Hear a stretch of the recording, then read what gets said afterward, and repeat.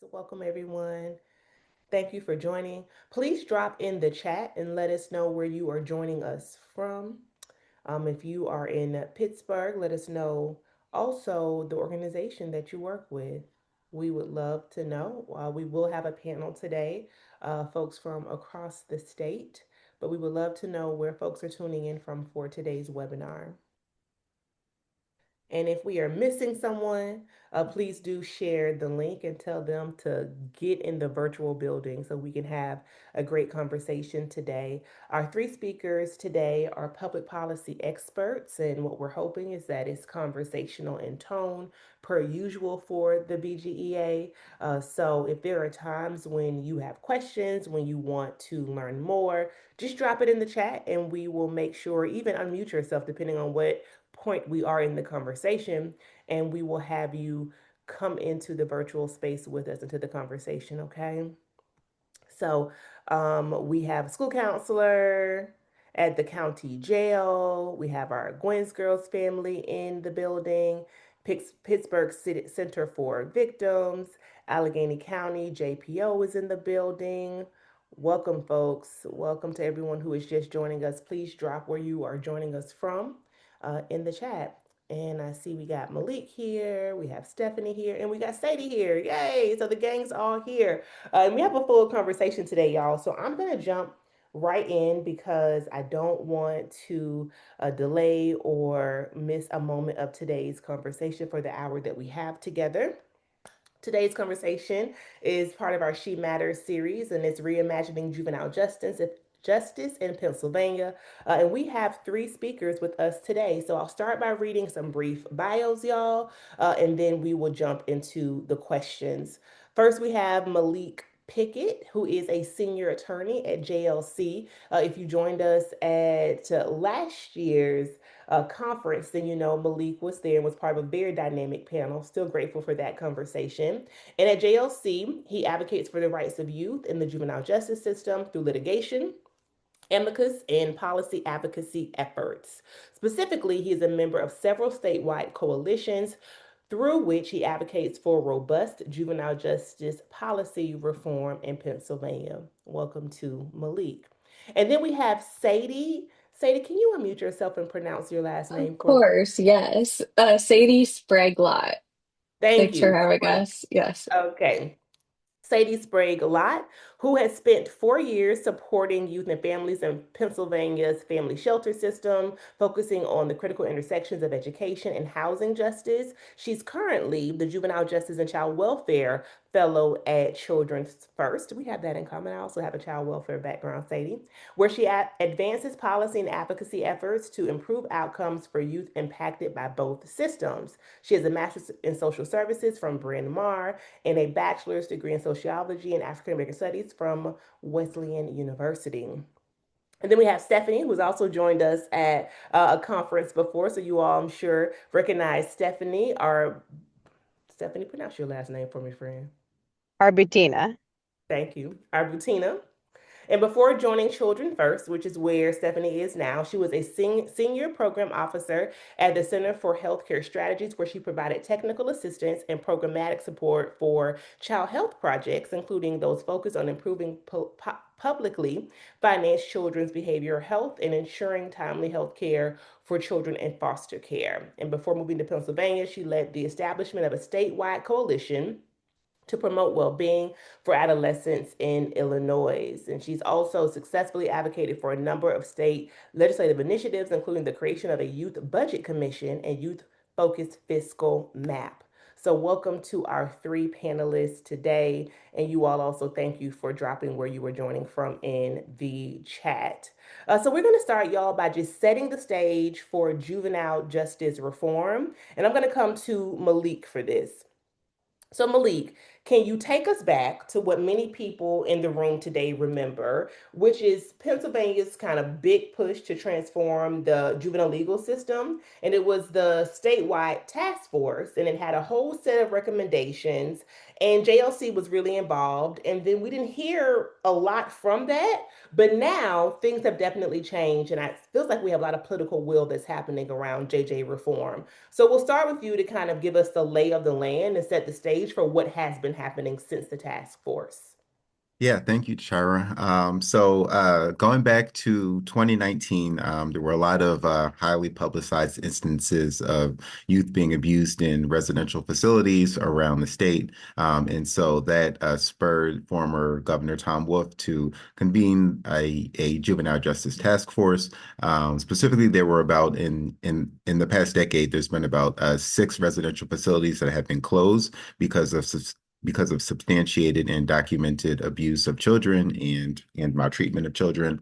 So those are kind of astounding numbers. And so at the time in 2019, the Glen Mills residential facility had just closed, which was a residential facility for boys where there was kind of grievous allegations of abuse. Youth were, just experiencing really horrendous conditions. And so that facility closed down. And so Governor Wolf convened this task force, and it had 30 stakeholders, including lawmakers. There were juvenile court judges. There were representatives from various state agencies, including DHS and the Juvenile Court Judges Commission, JCJC, and there was an assistant district attorney as well. And so they conducted a year-and-a-half long study of every stage of Pennsylvania's juvenile justice system, starting from who gets arrested, moving on to who receives various dispositions, including probation, and who gets sent to placement.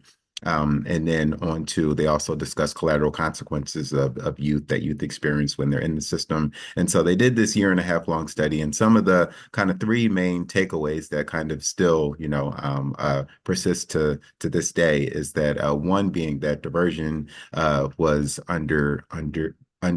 underutilized despite being extremely effective.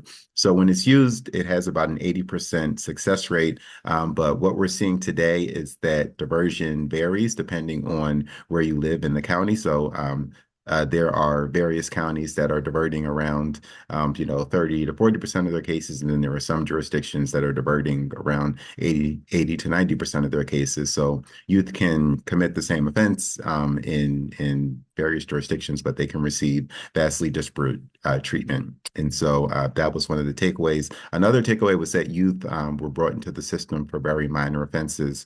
And that still persists today with most youth being entering into the system for non-payment of magisterial district court fines. So youth can receive fines for things like underage alcohol possession or other minor offenses like tobacco on school grounds, other things like that. And then when they get these fines, if they're unable to pay, the failure to pay those district court fines is counted as a juvenile justice offense. And so that's the main driver of youth coming into the system.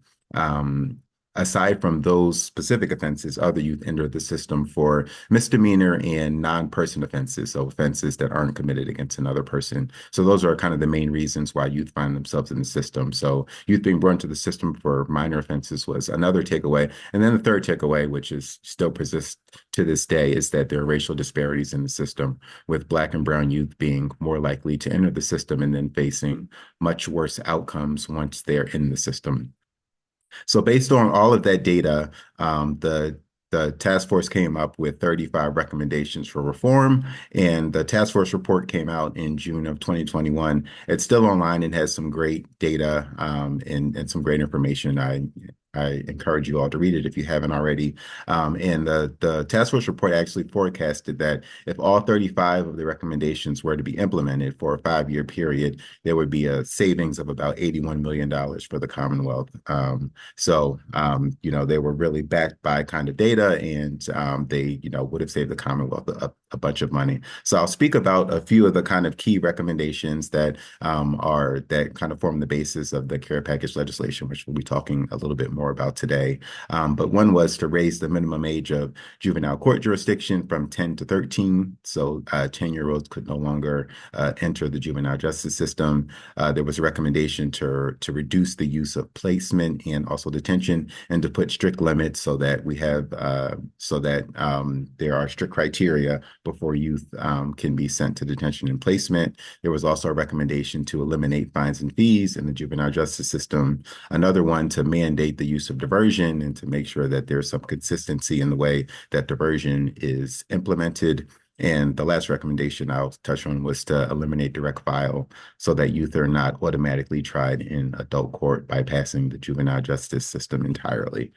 So those are kind of five of the key recommendations. And unfortunately, to date, there was only about two or three of the very surface level recommendations that have actually gone through the process and have been enacted into law, and none of the main five that I just talked about. So that's where the kind of current push is. So one of the problems with the task force that I'll touch on briefly was that there was a lack of youth voice and youth engagement. When they first started the process, it was kind of just a bunch of stakeholders sitting in a room. The task force did have two youth that had system experience, but there wasn't really any efforts to really make sure that they could meaningfully contribute and participate within the task force meetings. So one of the things that we tried to do, along with our partners, is while the task force process was going on, and specifically after it was over, was making sure that we could really mobilize the experiences of impacted youth and get them in front of the task force members and various other lawmakers to make sure that their stories were heard and that their perspectives were heard, and that their kind of experiences were kind of brought to bear, because they're kind of the true experts on what should be happening in the system and what has been happening in the system. And they should be front and center for any kind of talk about any potential reforms to the system. So that was kind of the background and what has kind of led us to this point. Thank you so much, Malik. I have no idea how you were able to distill so much history down into such succinct talking points, but this is why you are indeed an expert. I had a few follow-ups, but first, let me just repeat back what I heard about those 3 points. Number one, we found out through the task force that diversion was being underutilized, even though it has about an 80% success rate. Number two, we find that minor offenses are driving young people into the system, including fees and fines that are unpaid. And number three, racial disparities exist and persist. Yes. Yes. Okay. So my follow-up is going to be to point number one, Malik, which is that was there a common thread that you all found around the jurisdictions that are using diversion effectively? What are they doing and how are they doing it correctly? Yeah, I think jurisdictions kind of like Philadelphia, they have like a lot of robust diversion programs. There are a few that are run out of the district attorney's office in Philadelphia, because our district attorney has made a commitment to kind of increasing the use of diversion programs. So having those and just, making sure that there's the correct infrastructure to be able to have those programs. And there are a lot of individuals that have kind of taken it upon themselves to kind of create diversion programs slash restorative justice programs. There's one called like Healing Futures, which is a restorative justice program that was created by one of our organizational partners and does really great work with, keeping youth out of the system and doing restorative justice circles to kind of address harms that may occur within the community. So just having the kind of commitment. So kind of some of the larger cities within Pennsylvania have taken it upon themselves to implement a lot of these diversion programs. And then in some of the more rural counties, at times, some of those services may not be as kind of prevalent. Yeah, for sure. And can you say a bit more also about point number two, Malik, around fees and fines? Because I know JLC recently authored a report about fees and fines. And so can you share with us some of those highlights, data points, things that we should know about fees and fines? Yeah, so what happens is when youth are in the juvenile justice system, they are assessed a variety of fees and fines. Some of the fees typically can be for things like there's like postage fees, and there are clerk fees, and there are computer fees, and then fines can be assessed for a variety of things depending on what the specific offense is that the youth is charged with. In these, economic consequences and these financial obligations, they just kind of work to push youth deeper into the system, and they cause families to experience tension and economic distress. So for one, we know that youth typically don't work and they don't have means to pay these fines and fees, and so what happens is parents often have to kind of bear the the brunt of these fines and fees, and then that causes family tension and familial economic instability. And so another point is that youth often have to remain on probation until they satisfy the kind of financial obligations. And so being on probation longer comes with the potential for probation violations, which then drives youth deeper into the system. And courts can also convert unpaid financial obligations into civil judgments, which can impact credit. And then that creates a whole variety of other problems further down the line with things like trying to obtain housing and to get loans and different things like that. So the kind of economic consequences just kind of continue to compound, and it can cause really economic devastation for youth and their families. And lastly, these fines and fees also exacerbate racial disparities because we know that Black and brown youth are more likely to enter the system. So they're also bearing the brunt of paying these financial obligations. And we also know that these fines and fees increase recidivism. So youth are more likely to re-enter the system when they're assessed fines and fees. And kind of the most kind of jarring data point is that most of these fines and fees, counties are deriving very little economic benefit from these fines and fees because they usually are about under about 1% of the county's budget. And so counties are expending more money trying to assess and collect these fines and fees than they actually get from the actual collection of them. So it's actually a net negative on the county's budget to actually impose and to try to collect these fines and fees. So we've been doing a lot of advocacy. I'll put a link to the report in the chat. It's called Heavy Burdens, the Weight of Juvenile Fines and Fees in the Keystone State. And it has a lot of great data. It does like a county by county research on how fines and fees are assessed in Pennsylvania. Thank you so much for that. Definitely eye-opening. You call it a net negative. My grandma might say, cutting off your nose to spite your face. Yes, great way to say it. Exactly. Because if you're spending more to collect it, then it truly makes no sense, especially as it's putting young people on a very clear pipeline. And we know that's Yes. a problem also here in Allegheny County, and the BGA has been very invested in working with JLC and our statewide partners to change that. So thank you, Malik. Thank you so much. And we're Thank going to you. hear next from Stephanie, because this conversation leads me to a proverbial, what is we gonna do? What are we going to do about it, Stephanie? And I know Children Yes. First has been very, very involved in the what is we gonna do conversation, especially through the Yes. Youth Justice Alliance. And so, can you just talk about this suite of juvenile justice bills, Yeah. legislation that is currently in front of the state legislature, where we are, and what we should know about it? Yes. Thank you, Tashira. And thank you, Malik, for kind of setting the stage. I should say that along with uh, Malik and some other colleagues of his at JLC and Gwen's Girls and Black Girls Equity Alliance and some other colleagues, we all convene the PA Youth Justice Alliance, which is basically a group of folks who are actively moving or trying to get these reforms passed at the state level, so that all children in Pennsylvania can have the same opportunity to thrive, and that we're hitting on those big priorities that Malik talked about. We're keeping kids out of the system. The ones that do get tangled up in the system, they're there as short as possible and in the least possible restrictive place. We want to keep them at home with their families and not incarcerated. And then we want to make sure that kids aren't charged as adults. We want to make sure they're not financially burdened by being in the juvenile justice system. And Malik mentioned the care package. So basically, the care package is right now is a package of about, I think we're at 13 pieces of separate legislation intent at the state level to tackle all of these different priorities. And for those of you who don't know, just a little bit of context of how the General Assembly works in Pennsylvania, they operate on a 2 calendar year legislative session cycle. And so right now we're in the 2025-2026 session, which means we have until the end of December to pass anything, to get it to the governor's desk and signed by the governor, or it will die, and we will have to start over next year. That does not mean, it's like the end of the road for reform, things that don't get passed, but it just means we have to reintroduce everything and then we start the cycle again.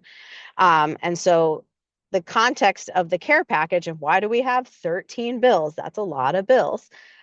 Is that last session, 2023-24, we had a couple of pieces of legislation focused on these priorities that Malik named. And a lot of them were encompassed in one big omnibus bill. Um, I if folks know this about the Pennsylvania legislature, there is split party control. And so the Republicans have a slim majority in the Senate, and the Democrats have a slim majority in the House, and we have a Democratic governor. What this tends to mean is that bills don't pass super easily. There's one reason or another that someone doesn't like something. And so having a bill that has a ton of things in it is really challenging. And so we discovered that in the last session. And so this session, we said, okay, we'll just put all of those things in their own individual bills and see what happens. And so as we started having conversations with lawmakers and with folks in communities to think about the things that they care about or that really resonated and were the most likely to have bipartisan support, there were three, and I guess four, like pretty significant issues that rose to the top. And so those are the things that we've seen the most movement on in this legislative session and that seem to have the most potential to possibly get across that finish line by December. I'm going to put up a slide that has those on it and I'll walk through them. I will send this slide and a couple of others that I didn't want to walk through all 13 bills because you would probably all fall asleep. I will send a slide that has clickable links in it so that you all can look up more information, especially about the bills that we don't go over, but also about the ones that are really that have the most momentum right now.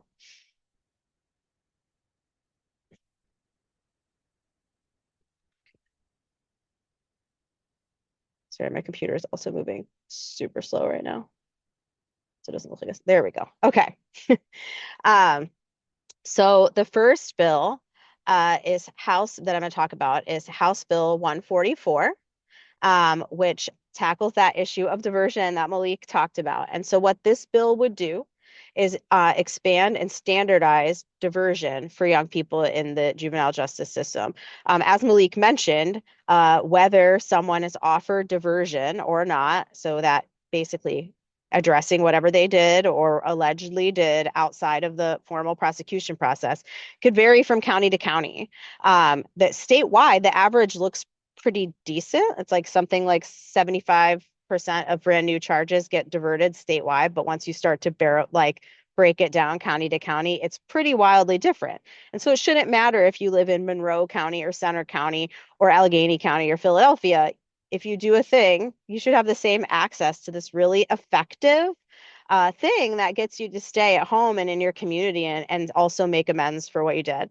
And so this sets a standard for that. Right now, it's at under this bill, kids will get 3 chances to be diverted for a misdemeanor or a nonviolent felony. So any crime that's not considered a crime of violence by law. And this bill actually we found resonated with a lot of folks and across the aisle. It started in the House. We saw a really strong bipartisan vote in the committee, and then we saw an extremely strong bipartisan vote on the House floor, and it passed with about half of the Republican caucus supporting it, which was really encouraging in terms of folks believing that diversion works and understanding that it's good to keep kids out of the system when you can. And so this bill is now in the Senate, and it's awaiting a Senate committee hearing. There are a number of political challenges to making that happen, but I think we're, optimistic that something could happen before the end of the year. Regardless, it signals some strong support for this for us going forward if this were to possibly need a little bit more time or be reintroduced next session. But having that much support in the House is already a huge win for youth justice, for narrative change, for getting folks on board. If folks have questions about any of these bills, please pop them in the chat. So that's House Bill 144.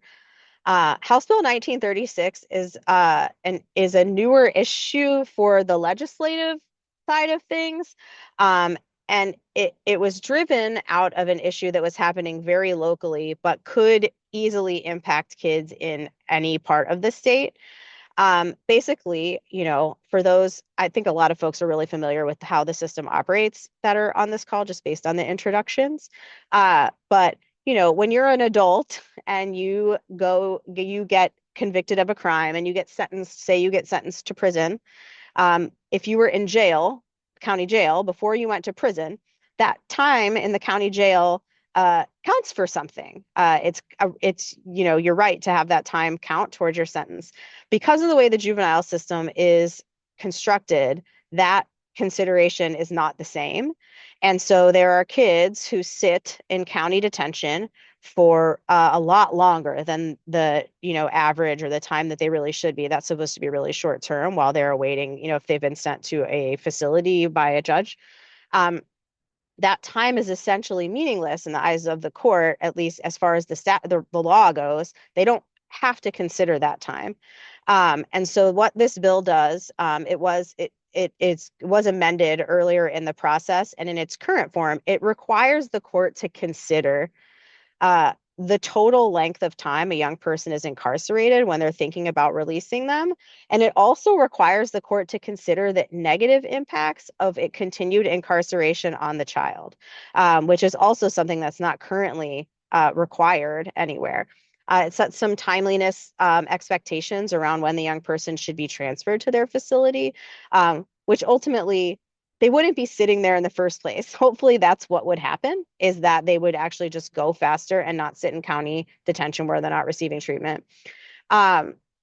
This bill also received pretty solid bipartisan support in both House committee and on the House floor. This bill and House Bill 144 are currently awaiting a vote in the Senate Judiciary Committee. These are two that really resonated with folks across the aisle.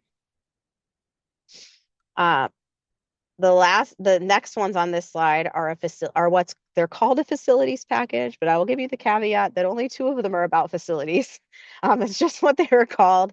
And these are, I do want to shout out our sponsors. I didn't even say their names. I should have done that. Representative Rick Krajewski from Philadelphia is leading the charge on House Bill 144, and Representatives Bellman and Carroll from Philadelphia are lead sponsors on House Bill 1936.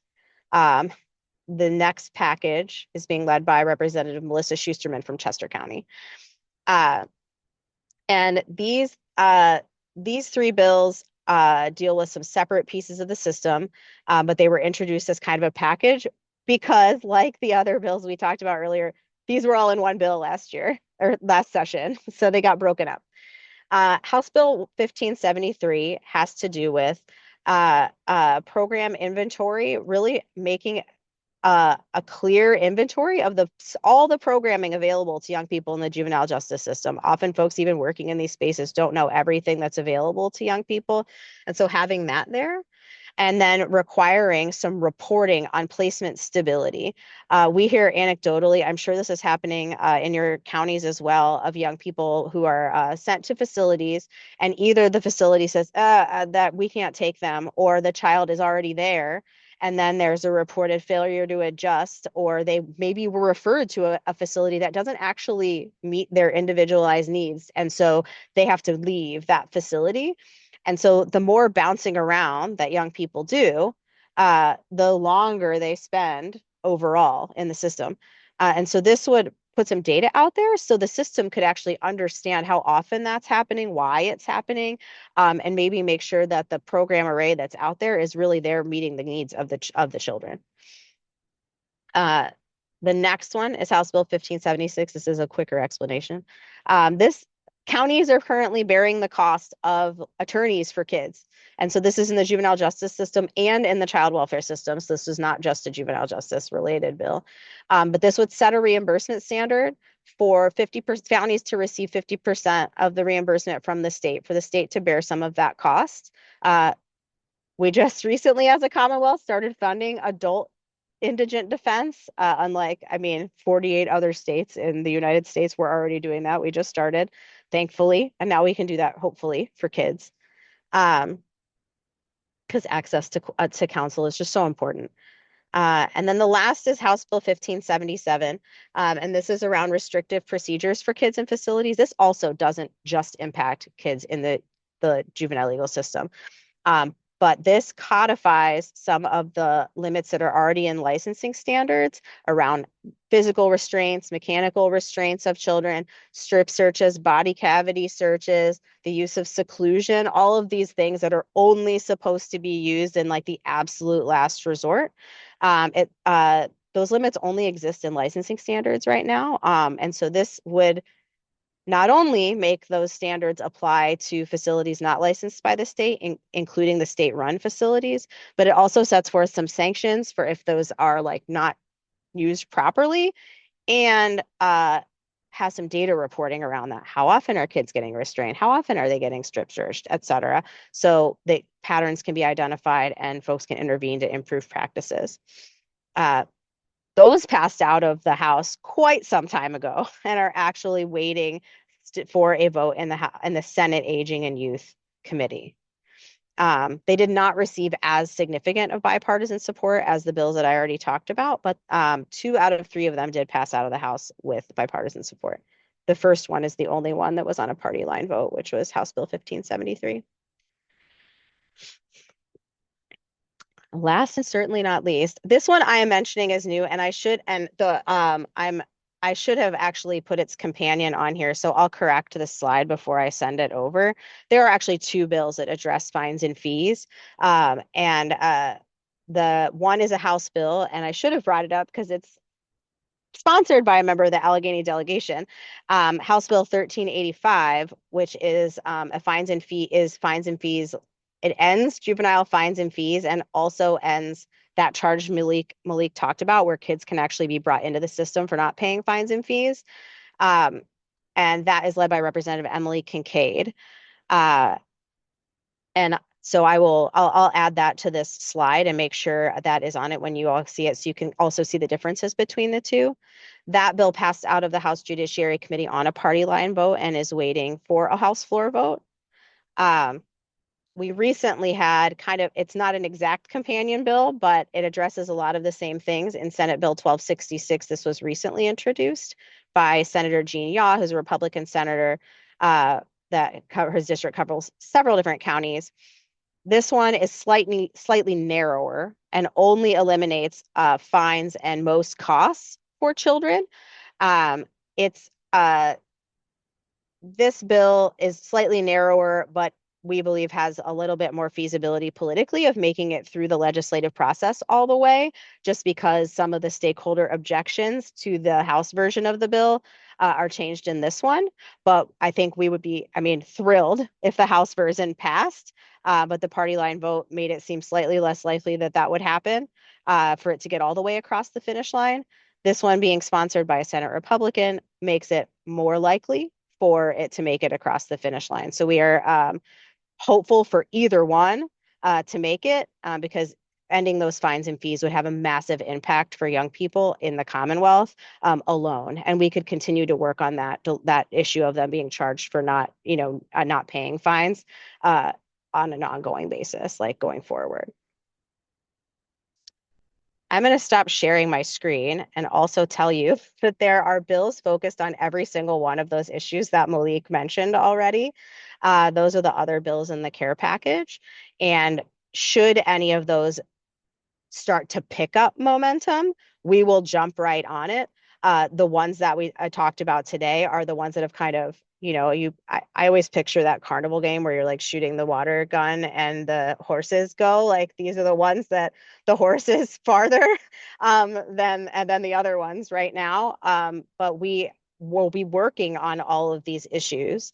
The Youth Justice Alliance will start meeting as the year goes on to start planning for next year. There's, election. It's an election year. We know that plays into a lot of the work that we're doing. And so we will see kind of how things start to play out and start looking at strategy for the following session very soon.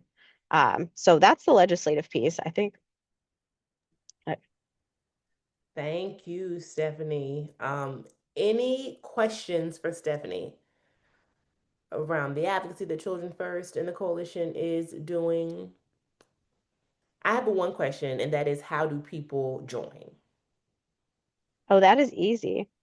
I will plop email in the chat. Sadie's going to share a little bit more about some other ways to get plugged in and get engaged. But I will put my email in the chat. You can email me and I will add you. The PA Youth Justice Alliance meets every month.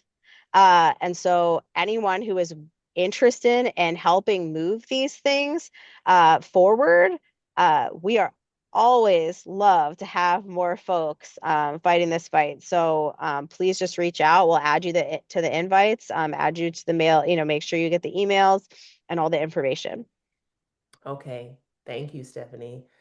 So Stephanie and Malik are still here. Obviously, they're going to hang out with us until the end of our webinar. But now I would love to bring forward Sadie, who's going to tell us next steps around the legislative advocacy, but also Mhm. what we can do locally, right, Sadie? I feel like sometimes there Mhm. can be a separation between the theory and the public policy work and what we're trying to change, and then the people who are working on the ground in direct practice, many of whom are in the building today. So, how do we get involved, and what does this advocacy look like for us locally? Exactly. Thank you, Tashira. Thank you for my colleagues who really set the stage for some of what I'm going to be talking about right now. Um, As you heard, there's a lot of legislation in play right now, and getting bills introduced is one part of the process for us as the PAU Justice Alliance. As Malik explained, though, this work has been going on for years, and we are going to continue this fight for years to come.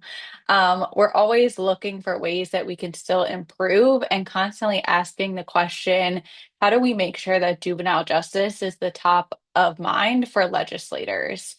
So that's kind of an intro to talking about what does that mean for us locally. Our approach is very coalition driven. We're working across organizations with advocates and people directly impacted by the system to align our priorities and be strategic. So for some of you all on this call who are asking, how can I join? If you have any interest in juvenile justice reform at all or work with young people, that is part of the reason to be in this fight. And how do we improve systems and treat kids as kids in Pennsylvania? But we are looking at this work across multiple timelines. The current legislative session, as Stephanie mentioned, runs through December. So there's an immediate focus on getting those bills that she mentioned that are currently in the Senate to the governor's desk. But we also are preparing for next year's legislative session, which is 2027 and 2028. Because the reality is that a lot of these wins are more long-term wins, and progress doesn't always happen in a single session.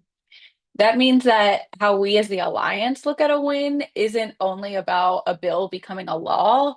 Sometimes it's about just building that momentum and raising awareness, getting buy-in from legislative leaders on juvenile justice reforms as a key issue to take on, and really work on moving toward broader systemic changes in how we operate in the juvenile justice system in Pennsylvania. So, one of the biggest opportunities in the near future for our work in legislative reforms is the state budget process that is going on between now and June. The budget is often when a lot of legislative trades happen. Both parties and both chambers, the House and the Senate, work together to kind of address what are their top priorities legislatively and see if there are ways that they can include that in some budget deals. So that creates a real opportunity for the Alliance and juvenile justice reforms to be part of that conversation. So a lot of our strategy is really figuring out how do we make sure lawmakers put this as a priority to move forward during budget conversations between now and the end of June. So that's a big focus for us and something we'll tap into in more of our Alliance calls if you're interested in joining and learning more. Um, but across all of this, the strategy really comes down to a few things. It's across the coalition being aligned and consistent. I'll drop a link to our website after I'm done talking and our Instagram. But you can see the variety of members that we have in the coalition are doing very different work. And we might not all be doing the same exact thing, but we are really aligned on reforming the juvenile justice system in Pennsylvania. So making sure that our message as the Alliance is consistent and clear in how we want to work to support young people. We're also working to support and center people with lived experience and young people, not just in the storytelling, but in the shaping of policy itself. How can they be part of the conversation from the inception of getting a bill written to the time that it gets to the governor's desk and enacted?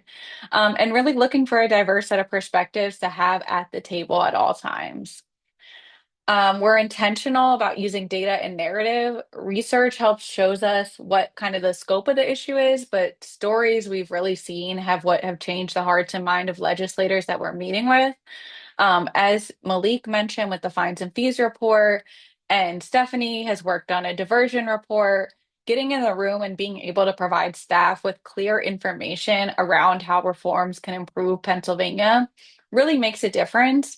But seeing legislators hear from young people or older people now who have gone through the juvenile justice system really changes everything in that room. You can see the shift of people who want to become champions on this issue because they really want kids in Pennsylvania to be successful, have the treatment that they need, and be great adults that we all want and are looking for. So finding that commonality with legislators is really important to us. Um, in addition to that, we really want to talk about what we can do locally because, as Tashira mentioned, some of this can just feel so big and out of our control. But state level change is deeply influenced by what is happening in communities. Legislators are the most responsive to what their constituents want. So, hearing from the voices of those back home are what the issues that get drawn up to Harrisburg. Anytime that we're in a meeting with a legislator and we have a constituent for that area who can go and sit down with them, it makes all the difference. Legislators want to come back from Harrisburg and say, I was able to work on this and really create change. So if they know that that is a huge priority for people in their district, they are going to make sure to push for that kind of legislation. So that can look like building relationships with your representatives, not just when it's a time of crisis, maybe in your community, but really just having conversations over time around the issues that matter to you, whether it be about juvenile justice reform or just general things that can improve the lives of young people in your community. It could also mean meeting with local system actors like judges, probation departments, and community leaders who shape policies and how they're implemented.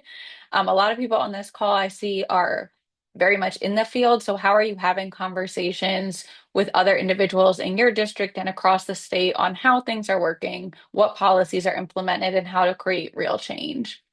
And then also, I think just generally raising awareness. It seems so simple, but having conversations in our communities with our loved ones or our colleagues around these issues, or even putting it out on social media, really in this time and day makes a difference and makes legislators want to push for change on issues that they're constantly seeing fed to them by their constituents. So if you're looking for ways to get involved, I know Stephanie mentioned some and put her email in the chat. Please reach out to us. We'd love to continue the conversation. We have a mailing list. We have monthly meetings as the PA Youth Justice Alliance to update each other on events and resources, but also just to learn from one another in the work that we're doing and how we can build upon that. I think also engaging in direct advocacy, whether that be calls or emails or meeting with your legislators. I'm going to put the link to our Instagram in our bio. There's a link tree where you can send pre-scripted letters to your legislator on the issues that we're talking about, whether they were in support of them or maybe they need a push or some more information. That's already set up for you. And they look at that and they count how many people are reaching out on each issue area. So that can make a big difference. And then showing up to hearings or advocacy days. We had an advocacy day last week, which was incredible in Harrisburg. We got together with people from all across the state and were able to meet with legislators and talk about those bills that are currently in the Senate. And then, kind of as I already mentioned, using your own platform. Please share and engage with our content on Instagram, but also just as you're seeing stories or community conversations about what's happening in your neighborhoods with young people, put it out there, let people know, because that's really how we create change right now. Overall, meaningful juvenile justice reform takes both strong policy and sustained strategic advocacy, but there are real opportunities in front of us right now. but they deepen by having people who are staying engaged and building momentum and continuing to push change both at a state and local level. So I'm really excited and grateful to be on this call with you all and understand that this is really only the beginning for what's possible in Pennsylvania and the work that we can continue to do. Thank you so much, Sadie. That was dynamic. Amy, do you mind putting all of our panelists back on the screen? Because I think you all painted such a great picture of where things are currently. And Sadie, your presentation about connecting the local efforts to the state definitely stood out for us as well, being that obviously we're representing Allegheny County. I have a question for all of you though, because Sadie, you mentioned that it's not just about getting a bill passed, right? Yes, that's an obvious win, but also it's about raising awareness around an issue.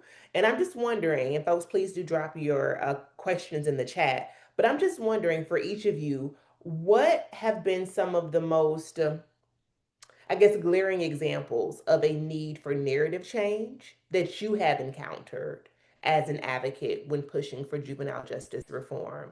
And we can start with Malik. What are maybe comments that have been made or paradigms, ideologies? What have you seen like, that's the thing that we have to change?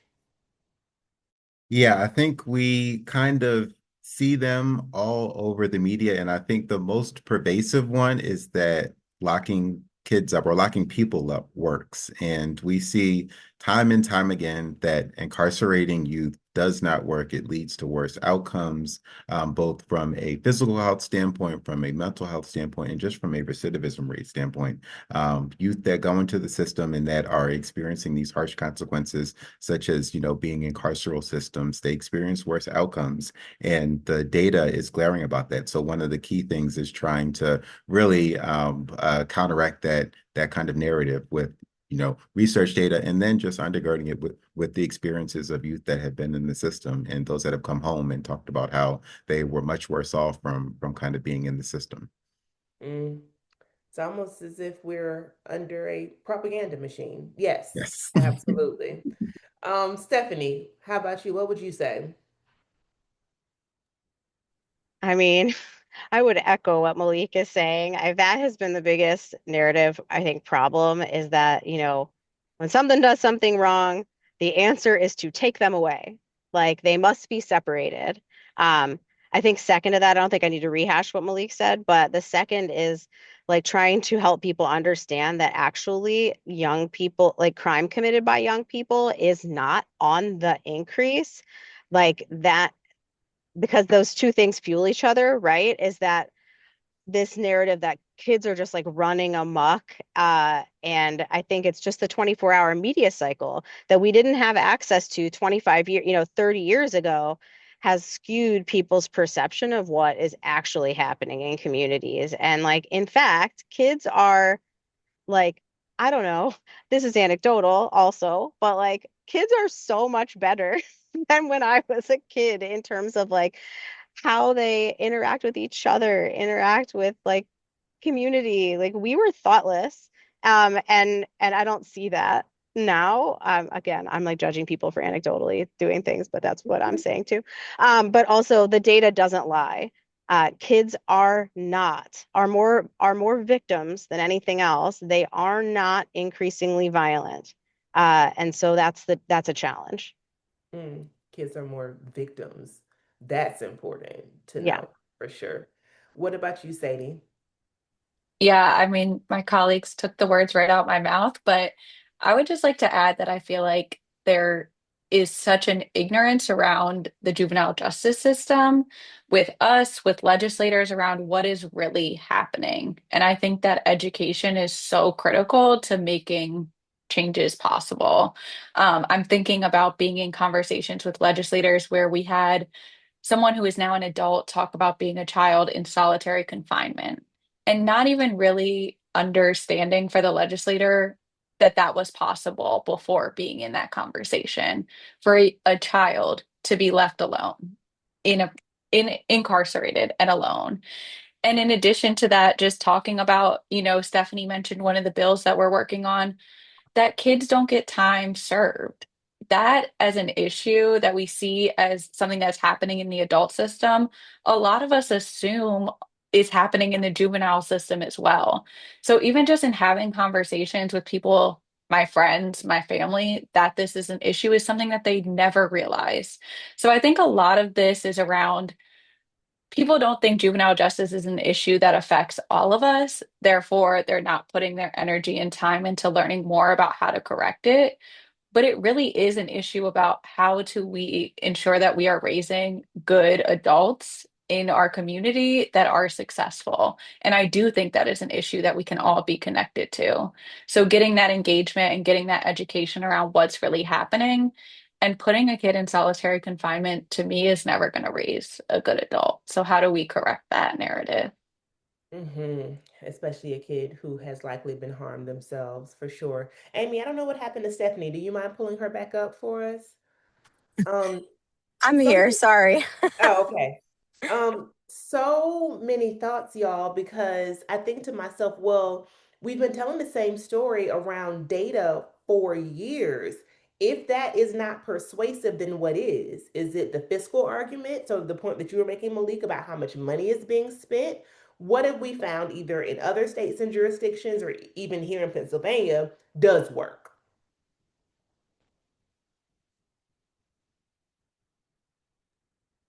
Yeah, go ahead, Stephanie. No, I wasn't sure if you were going to answer, or if I should answer. Yes. Go ahead, Stephanie. You can go ahead. I'll go after you. Oh, I mean, Tashira, you kind of asking more what interventions actually work versus what I mean, tactics work, or no, both? I mean, yeah, I think we know what interventions work, right? I Yeah, I was gonna mean, say, the research is there. I think, I mean, as far as narrative change, yeah. yeah. I think it depends a lot on your audience, and you know, I think certain messages resonate with certain people more. But and we can certainly like talk about this, also get into this another time. We did a little bit of message testing um, through the Alliance last year, it was either last year or the year before that. And we found what really resonated with folks was this idea of what works. And particularly, folks really found that they identified with the message of diversion working. And I think connecting things like diversion, not only with like it being good for kids, because obviously I think, despite ideological differences at their core, people want what's best for kids, but also the fact that it is a public safety strategy. It's not, if that's something you're worried about, like everyone wants to be safe in their community, right? Like but this is how you get there. It's not by removing folks, and the data doesn't lie. So I think a combination of that reaches across party lines. Like this is good for kids and it's good for all of us. It's good for everyone. Has really helped move the needle, I think. And then, of course, for folks that are really concerned about fiscal responsibility, um, the fact that something costs like 1/300th of the price is certainly an argument you can't ignore. Not to mention just the benefit to the community, which is kind of immeasurable in that way. But I would say that these are not just like things we do because we love kids, which we should do things just for that reason. But they're also ways to reduce crime if that's what you really want to do. I love this. I love this idea of tying, I'm sorry, diversion to safety. I never thought of that before. Malik. Yeah, I was just going to say, I think one of the things that we have to work on is just doing a kind of mass media narrative shift, because I think one of the things that we're seeing now, and we saw this in the 90s, is that, articles will come out and they'll talk about a super predator myth, and there's rising crime, kind of as Stephanie was talking about.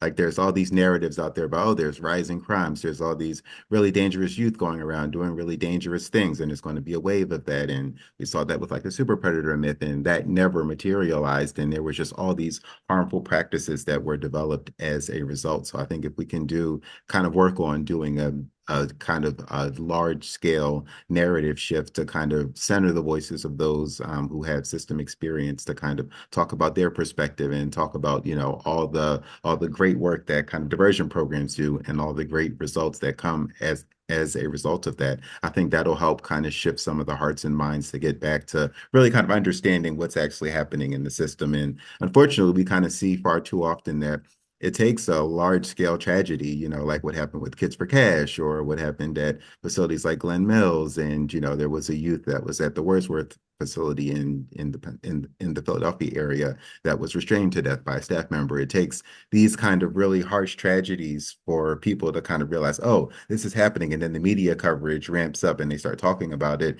and it starts dominating the kind of public discourse for real change to happen. And we're trying to avoid that. So I think, kind of going back to Stephanie's point, just making sure we can kind of get some of these kind of research points and these perspectives out into the public front so that they start to dominate the discourse and kind of change hearts and minds. That's such a good point, Malik. Thank you. We're going to go into kind of final thoughts in just a second, but if folks have questions, please feel free to unmute yourself or to drop them in the chat. But Sadie, any comments on narrative change or any thoughts? And if not, last thoughts as we close things Yeah, out. I think my colleagues did a great job. And I think, just as a last thought, being a part of this coalition, like the PAU Justice Alliance and conversations that you're convening to Shira and your side of Pennsylvania as well, there is a lot that we can do when we get together and make it happen, and that we really can be the change that we want to see. And I think that, bringing young people to the conversation, bringing ourselves to the conversation, and continuing to show up and celebrate those what might seem like small wins is really going to be what gets us across the finish line with juvenile justice reform in Pennsylvania. So thank you for having us. Thank you for joining us. And thank you all for the constant reminders about youth voice and youth engagement. Mhm. Every time I hear it, I think I'm not doing enough. And also, it's so obvious, right? It's like saying Mhm. water is wet. It should not be this radical. And so, Mhm. the fact that we continuously miss the mark there is shameful. So, thank you all for bringing Yeah. that back to the forefront. Mhm. Stephanie, last thoughts. Yeah, I definitely couldn't have said it better myself and should probably tattoo what Sadie just said on my forehead because I'm guilty of not thinking if it's not signed by the governor, then it still can be a win because we are this like a longer term battle, right? Like we are trying to shift a narrative on top of trying to make these policy changes. And just honestly, for those doing the work locally, thank you. And for helping young people, and for making it possible not only for them to have those experiences in the community, but also for letting us and for coming with us to lift up the real life implications of this of good work. And so that and making those connections every day to policymakers, that's how we get there. And so really looking forward to being able to possibly work with more of you, on an ongoing basis to see this stuff get across the finish line because we're getting there. We really are. Yeah, and folks are working really hard to see it through. So thank you for that. Malik, last thoughts. Yeah, thank you. Thank you all for having me, and I really appreciate everybody being on the call and your interest and just your attention to this issue. I think I would just reiterate what Stephanie said when she was talking about these there are youth behind all these stories, and they're experiencing very real consequences because of our lack of movement on a lot of these juvenile justice reforms. There are youth going into the system for minor offenses, and they're experiencing really harsh punishments and really harsh unlawful conditions as a result. And so I think all of these provisions that Stephanie and Sadie have kind of talked about today are extremely important, and there are youth experiencing very real consequences as we delay in kind of moving these things. So thank you all for being part of the solution and for your attention and kind of interest in these issues. That's right. It is real people, families, children, especially who are suffering day to day. So, thank you all to this very dynamic panel. I know it is an uphill battle. We still have quite a bit of work to do, but I know for me, I am leaving today feeling very motivated and inspired, knowing that we can win, and that is the work, right? I think the biggest revolution is that of our values and believing that we have the capacity to effectuate radical change. So.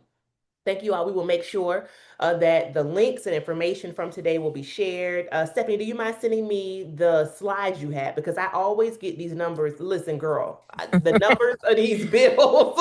I'd be like, Bill 1, 2, 3, 4, 5, 6, 7, 8, 9, 10. Yes. Okay. Relatable. Yes, absolutely. I'm actually going to send you a broader slide deck that Okay. has the whole like slate of bills in it. So if folks want to learn more about any of the other ones that I didn't have on that other slide, they can click through those too. So it'll be a little bit broader than what I talked about.